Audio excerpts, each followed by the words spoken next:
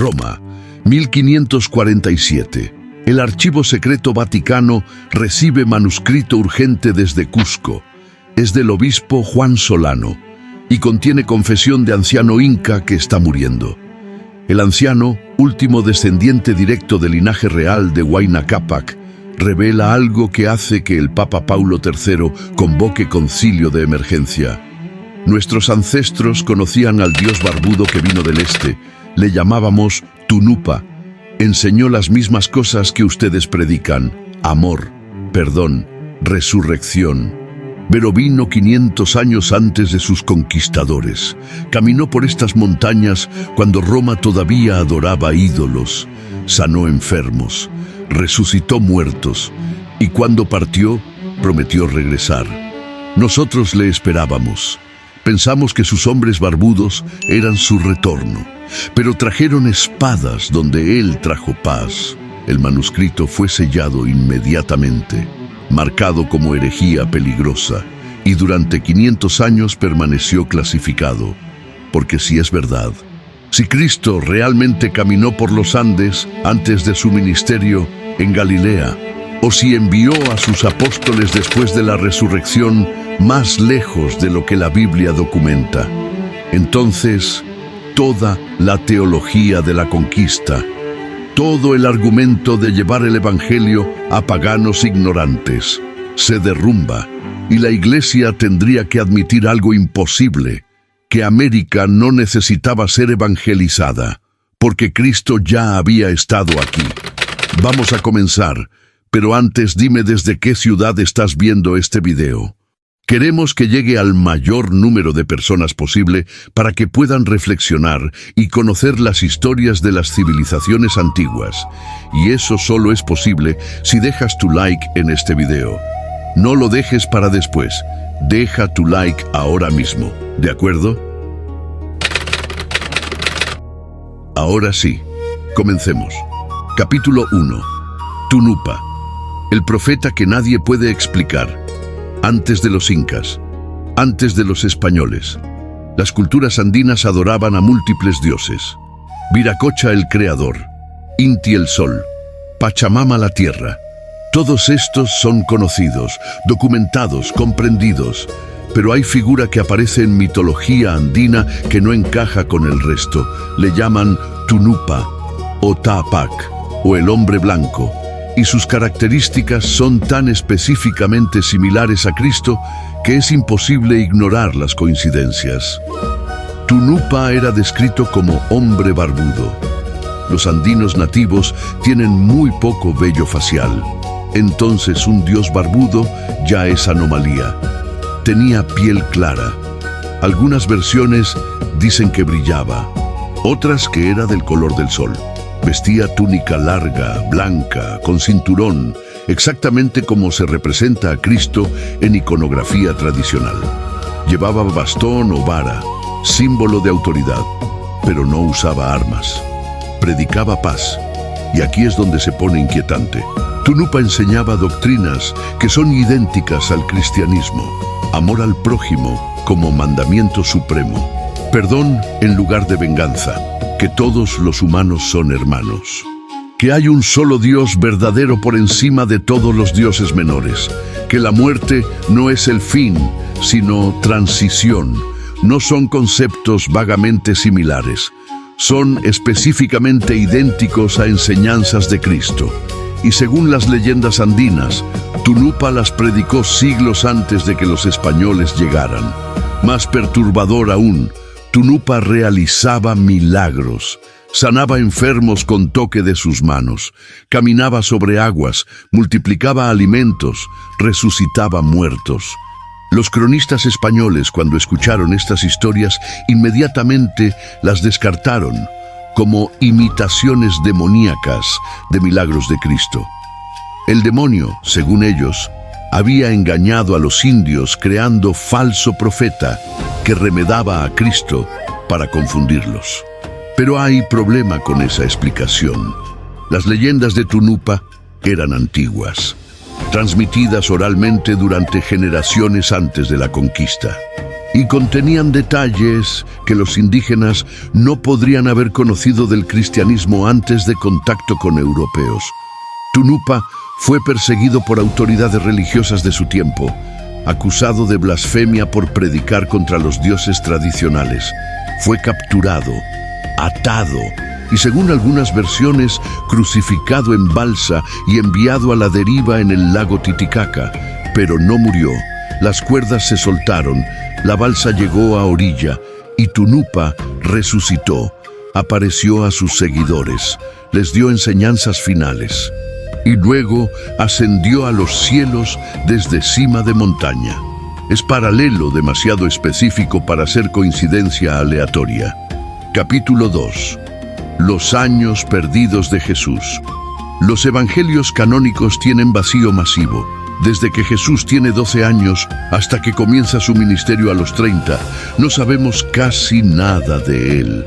Son 18 años completamente no documentados en la Biblia. La tradición cristiana asume que Jesús pasó esos años en Nazaret, trabajando como carpintero, viviendo vida ordinaria, preparándose espiritualmente para su misión. Pero no hay evidencia de esto. Es asunción, basada en que los evangelios no mencionan viajes.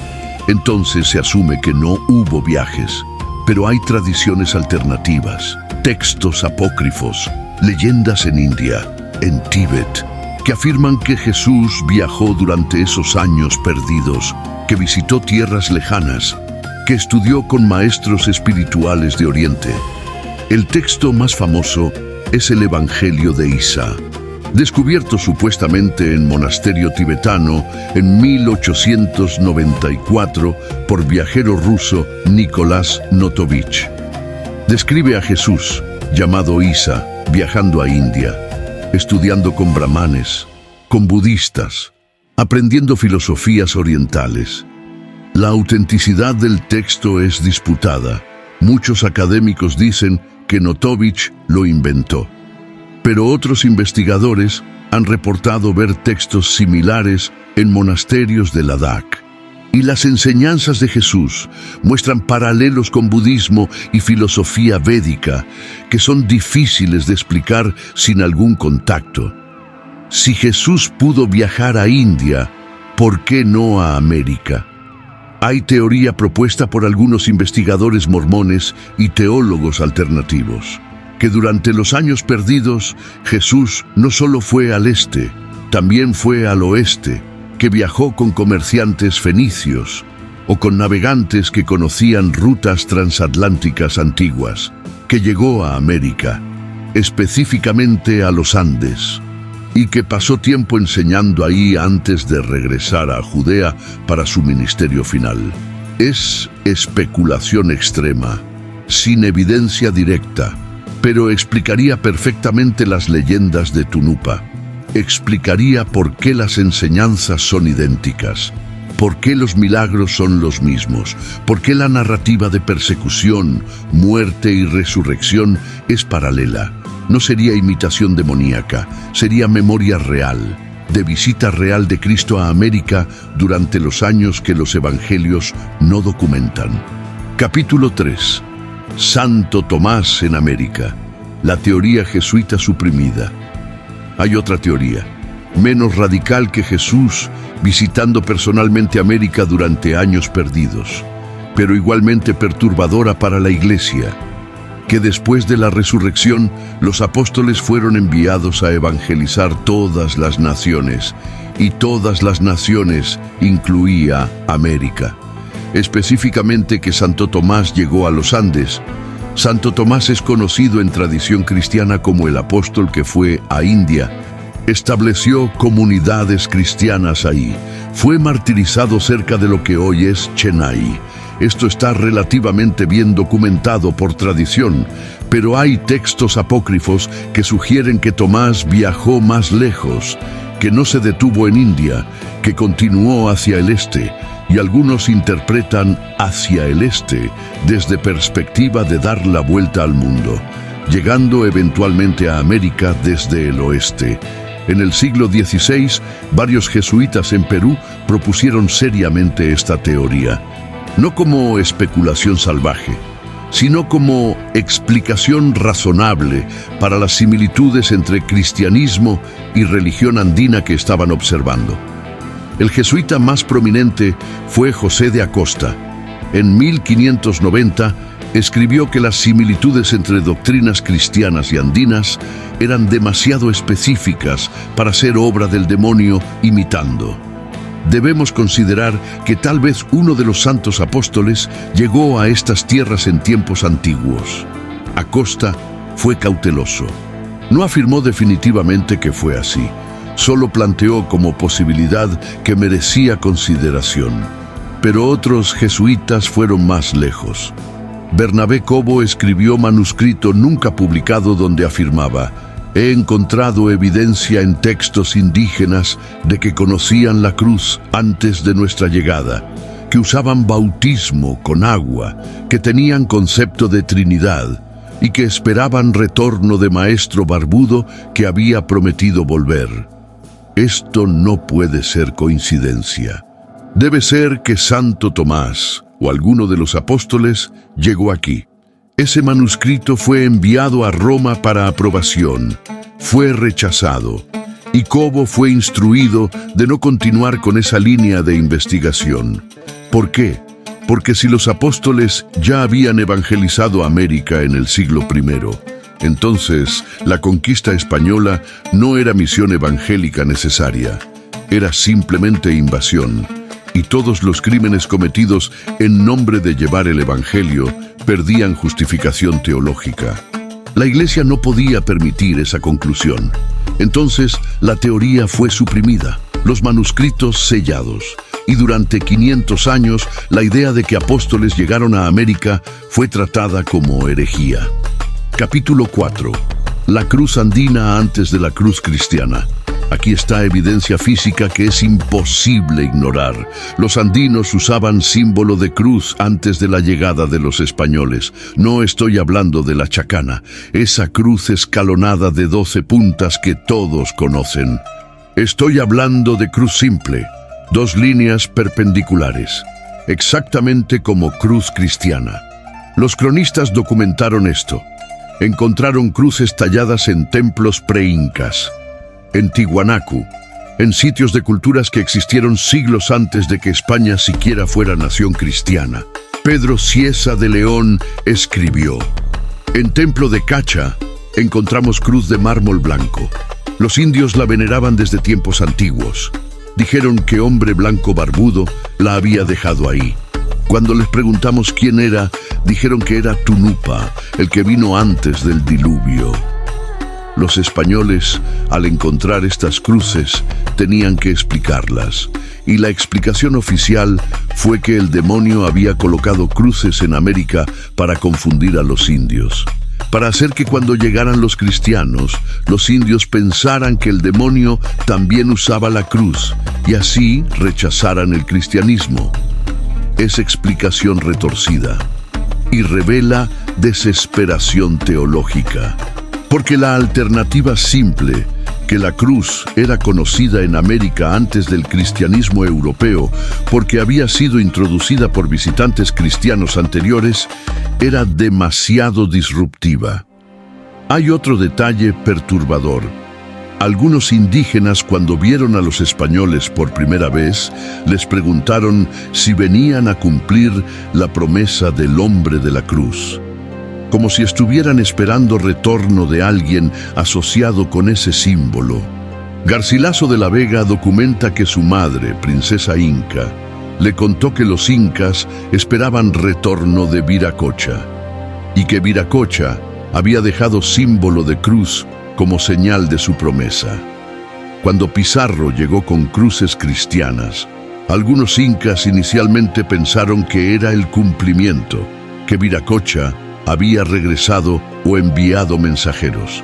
Esa confusión facilitó la conquista inicial, pero también revela algo profundo, que los incas asociaban la cruz con figura redentora que vendría del este, figura que enseñaba amor y paz. Los españoles vinieron del este con cruces, pero trajeron guerra y esclavitud. Y los incas rápidamente se dieron cuenta que estos no eran los mensajeros que esperaban, que algo había salido terriblemente mal. Capítulo 5. El bautismo con agua que ya existía. Los jesuitas quedaron perplejos cuando descubrieron que los andinos ya practicaban ritual de purificación con agua que era inquietantemente similar al bautismo cristiano. No era simple baño ritual, era ceremonia específica, realizada en momento específico del ciclo de vida, con significado espiritual específico de limpieza y renacimiento. Los incas bautizaban a sus recién nacidos. El ritual se llamaba Rutuchikuy. Involucraba lavar al niño con agua mientras sacerdote pronunciaba bendición. El niño recibía nombre durante la ceremonia y se consideraba que el ritual lo introducía oficialmente a la comunidad y lo purificaba de cualquier contaminación espiritual del parto. Es estructuralmente idéntico al bautismo cristiano infantil. Los jesuitas intentaron explicar esto como gracia preveniente, la idea teológica de que Dios prepara a las personas para recibir el Evangelio dándoles intuiciones de verdades cristianas, incluso antes de escuchar el mensaje completo. Pero algunos jesuitas honestamente admitieron que era demasiado específico. No era intuición vaga, era ritual prácticamente idéntico. El padre Diego de Ocaña escribió en 1600: «Me maravilla que estos indios tengan bautismo tan similar al nuestro.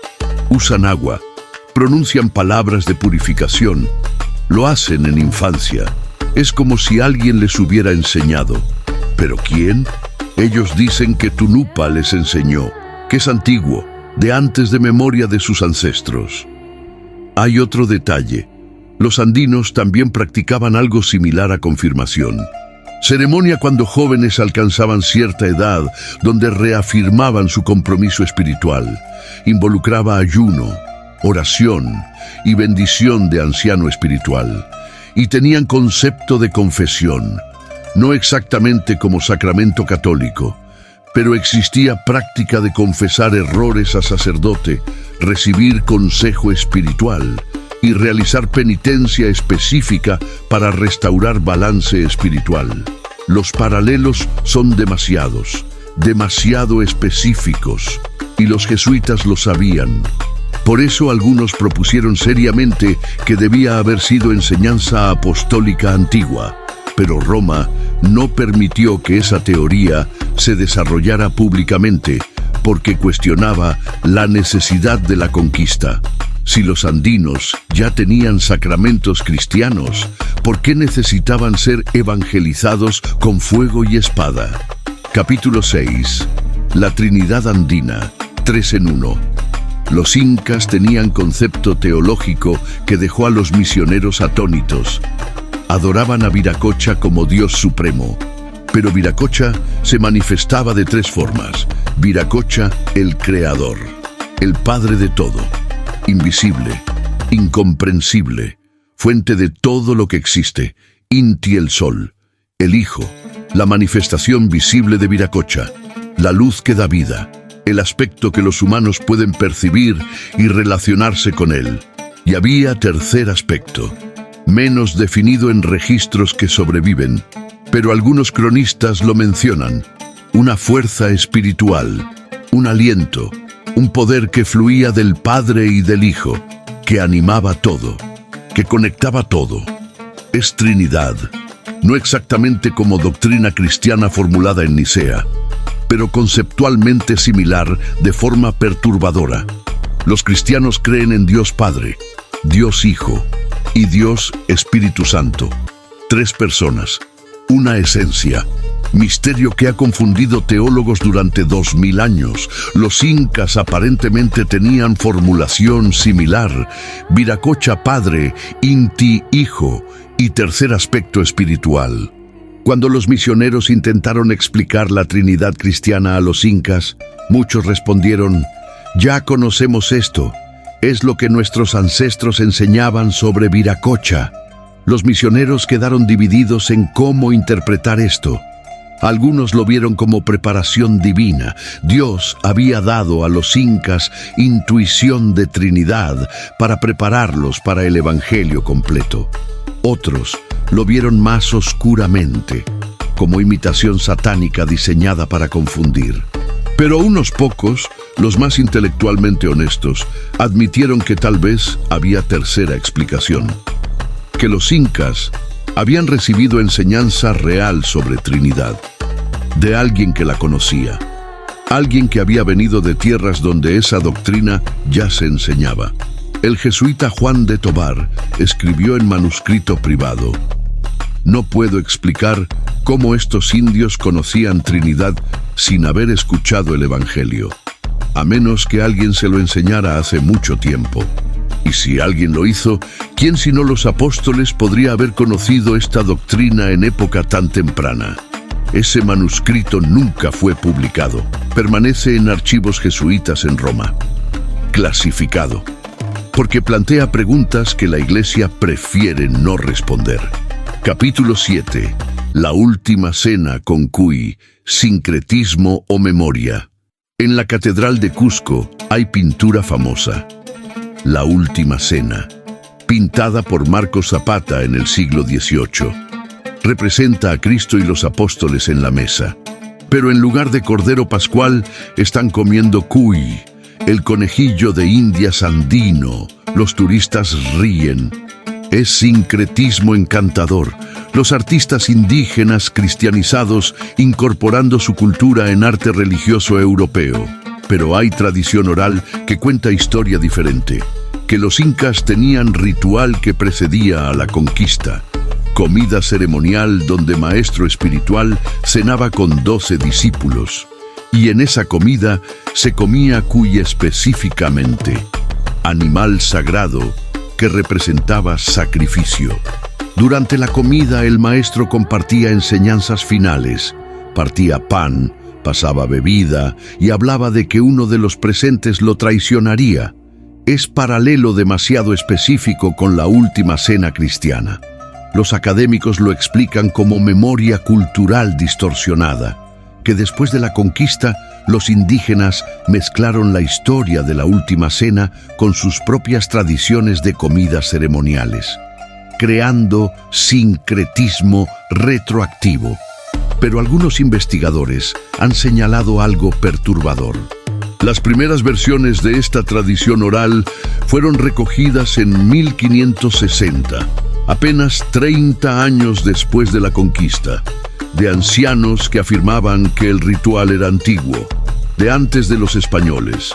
Si es verdad, si realmente había ritual de comida final con 12 discípulos antes del cristianismo, entonces la pintura de Zapata no es sincretismo, es memoria, representación de algo que realmente sucedió.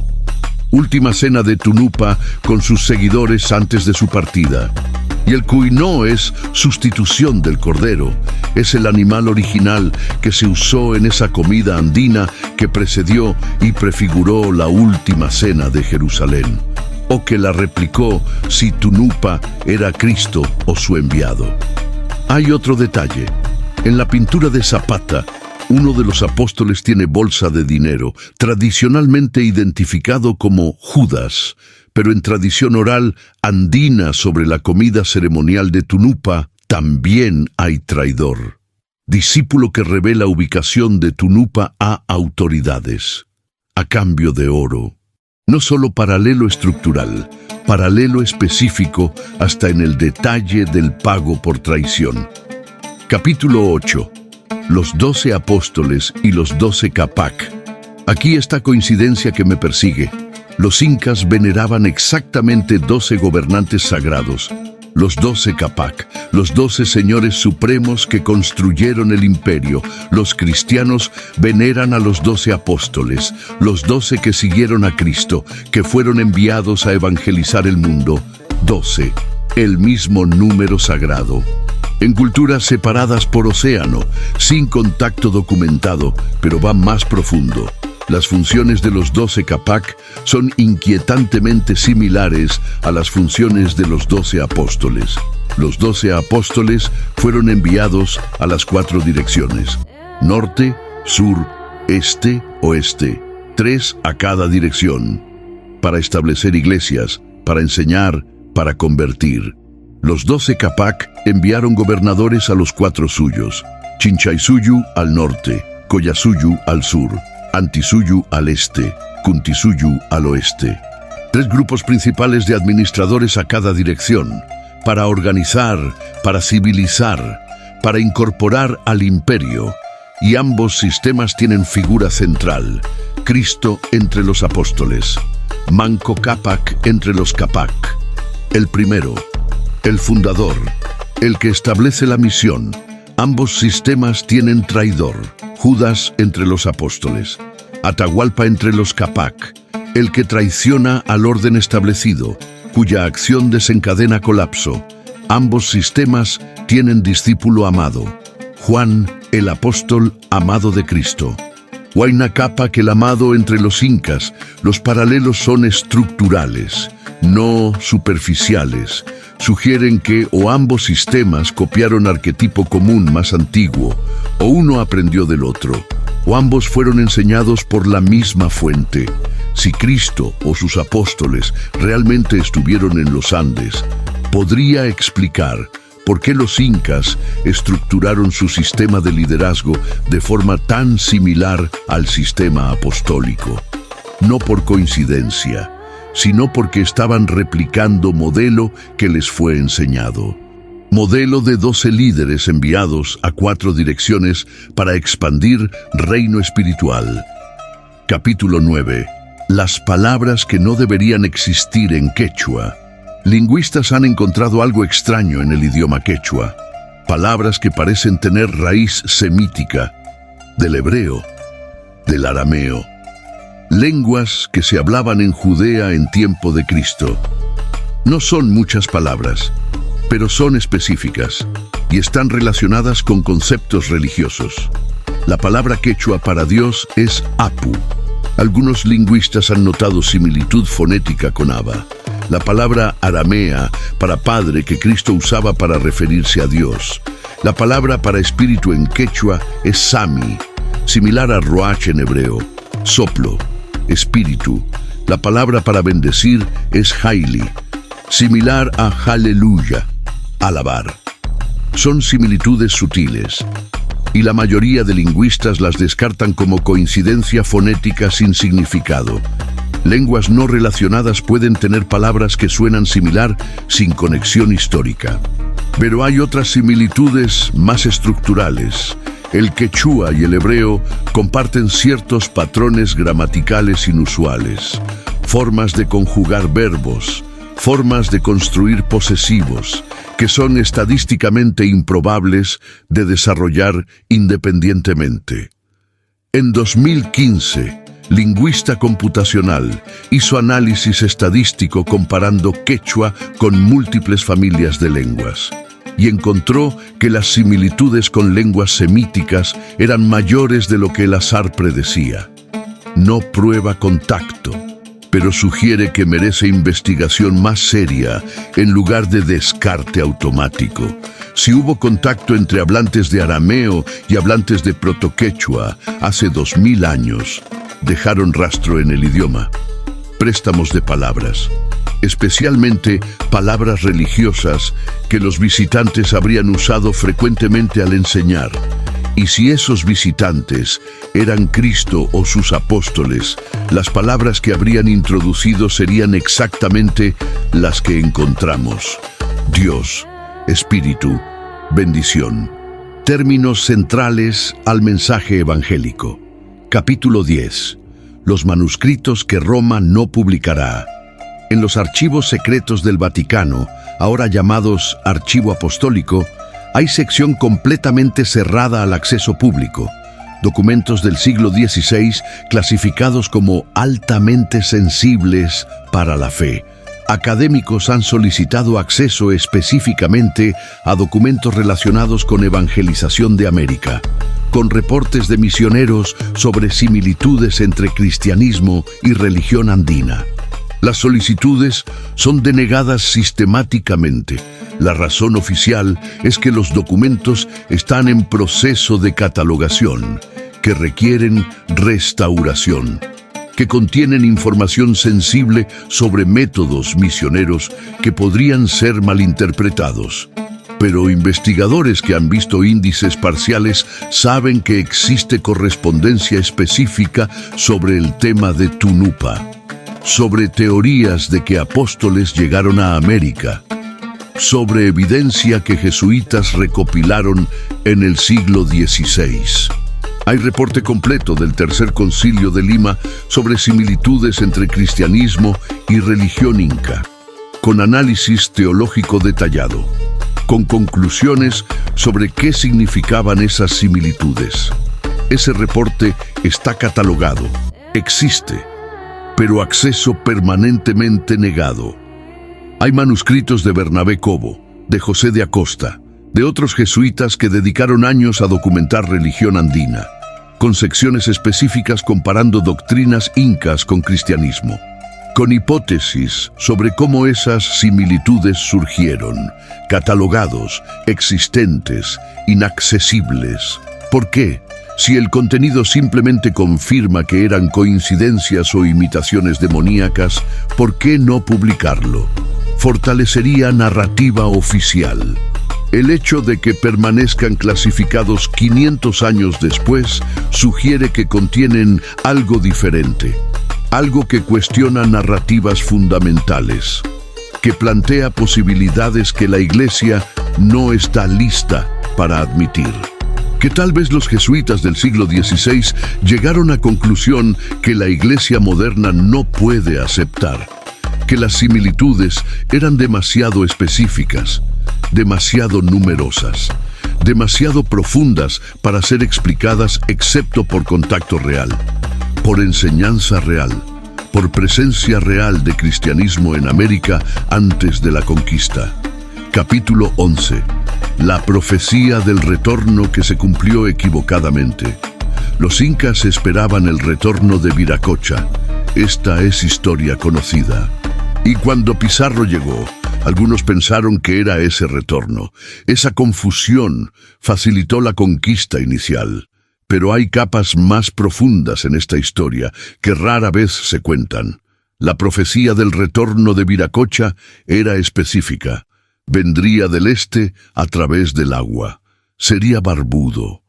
Traería mensaje de paz y renovación. Y su llegada marcaría nueva era. Cuando los españoles aparecieron del este a través del océano, barbudos, algunos incas hicieron conexión. Pero otros fueron escépticos desde el principio, porque había detalles en la profecía que no encajaban. Viracocha había enseñado amor y paz. Los españoles traían violencia y codicia. Viracocha había sanado y ayudado. Los españoles esclavizaban y mataban. Los sacerdotes incas más ancianos, según crónicas, dijeron desde el principio que estos no eran los enviados de Viracocha, que eran impostores, que el verdadero retorno aún no había llegado, pero el daño ya estaba hecho. La confusión inicial permitió a Pizarro capturar a Atahualpa, y una vez que el imperio empezó a colapsar, no importaba si los españoles eran o no el retorno profetizado. Aquí está lo perturbador. Si la profecía de retorno de Viracocha era memoria de promesa que Cristo o sus apóstoles hicieron cuando estuvieron en los Andes, entonces era promesa real, de retorno real. Pero cuando ese retorno finalmente llegó en forma de españoles cristianos, vino distorsionado, corrompido. En lugar de amor, violencia. En lugar de liberación, conquista. Es como si la profecía se hubiera cumplido, pero de forma invertida, oscurecida. Los mensajeros llegaron con símbolo correcto, la cruz, con nombre correcto, Cristo, pero con mensaje equivocado. Y los incas, esperando paz y renovación, recibieron guerra y destrucción. Es la traición más profunda posible. que la promesa que esperaban durante siglos se cumpliera de forma que los destruyó. Capítulo 12. Los mormones y el Libro de Mormón. No puedo discutir teoría de Cristo en América sin mencionar a los mormones, porque ellos han afirmado esto explícitamente durante casi 200 años. El Libro de Mormón, publicado por José Smith en 1830, afirma que Cristo visitó América después de su resurrección. Específicamente, visitó pueblos que habían migrado desde Jerusalén a América siglos antes. Según el Libro de Mormón, Cristo apareció a estos pueblos, les enseñó, realizó milagros, estableció iglesia y les prometió regresar. La mayoría de cristianos no mormones rechazan el Libro de Mormón como ficción, como invención de José Smith sin base histórica. Pero aquí está lo interesante. Las leyendas de Tunupa que los jesuitas documentaron en el siglo XVI son anteriores al Libro de Mormón por 300 años. José Smith no inventó la idea de Cristo en América de la nada. Había precedente, había tradiciones orales, había especulaciones de misioneros católicos. Smith podría haber estado familiarizado con estas tradiciones y las incorporó en su narrativa. O, como los mormones afirman, Smith estaba recibiendo revelación sobre algo que realmente sucedió. Y las leyendas de Tunupa son confirmación independiente de esa verdad. No estoy aquí para defender o atacar teología mormona, pero es innegable que los mormones han mantenido consistentemente que Cristo estuvo en América, y que han construido teología completa alrededor de esa afirmación. Y curiosamente, a pesar de que la mayoría de cristianos rechazan el Libro de Mormón, pocos han investigado seriamente las leyendas andinas que potencialmente lo corroboran. Tal vez porque hacerlo requeriría admitir que los mormones podrían tener razón en al menos un punto. Y para muchas denominaciones cristianas, eso es demasiado incómodo de considerar. Capítulo 13. La pregunta que cambia todo si la respuesta es sí. ¿Estuvo Jesús en los Andes? Si la respuesta es no, si todo es coincidencia o invención posterior, entonces podemos seguir con narrativas cómodas. Los incas eran paganos que necesitaban evangelización. La conquista, aunque brutal, trajo el evangelio a quienes no lo conocían. Pero si la respuesta es sí, si Cristo realmente estuvo en América, ya sea durante años perdidos o enviando apóstoles después de resurrección, entonces todo cambia. Cambia la justificación teológica de la conquista. Los andinos no eran paganos ignorantes, eran pueblo que ya había recibido el evangelio, que lo había practicado durante siglos y que fue destruido por otros que afirmaban traer el mismo mensaje. Cambia nuestra comprensión del ministerio de Cristo. No se limitó a pequeña región de Judea. Fue global. Cristo era literalmente Salvador del mundo, que visitó múltiples continentes, que dejó enseñanzas en múltiples culturas. Cambia nuestra comprensión de revelación divina. Dios no se reveló solo a través de una línea abrahámica. Se reveló a múltiples pueblos de múltiples formas. Los andinos recibieron revelación tan válida como la que recibieron los hebreos. Y cambia nuestra comprensión de historia. América no estaba aislada. No era nuevo mundo esperando ser descubierto. Era parte de mundo antiguo conectado, donde ideas y personas fluían más libremente de lo que historiadores convencionales admiten. La evidencia no es concluyente.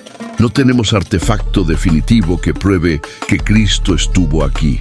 No tenemos manuscrito firmado por apóstol en quechua, pero tenemos acumulación de evidencia circunstancial, leyendas demasiado específicas, rituales demasiado similares, doctrinas demasiado paralelas, palabras demasiado coincidentes, y tenemos manuscritos clasificados en Roma que aparentemente contienen algo que la Iglesia no quiere revelar. Tal vez la verdad está en esos archivos.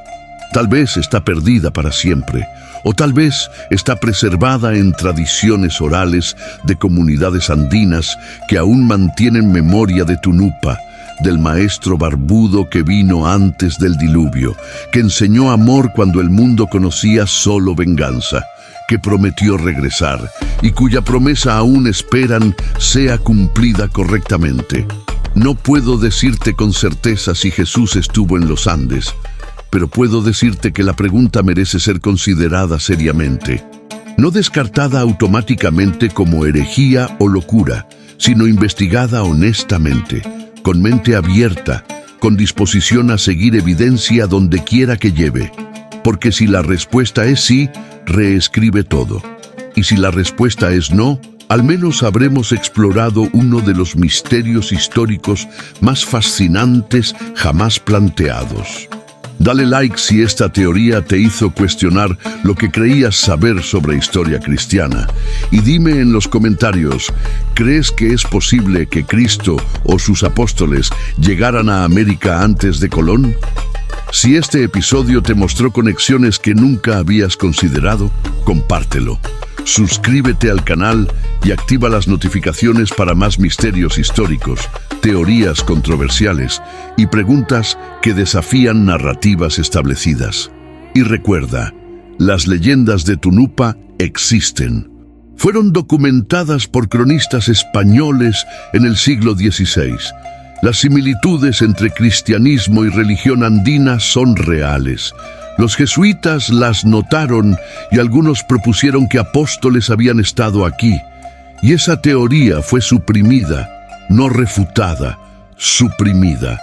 Lo que significa que alguien decidió que era demasiado peligrosa para ser discutida públicamente. Y 500 años después, los archivos permanecen sellados, las preguntas sin responder. Y la posibilidad, por remota que sea, de que Cristo caminó por estas montañas mucho antes de que los conquistadores trajesen su versión distorsionada del mensaje que Él había dejado siglos atrás.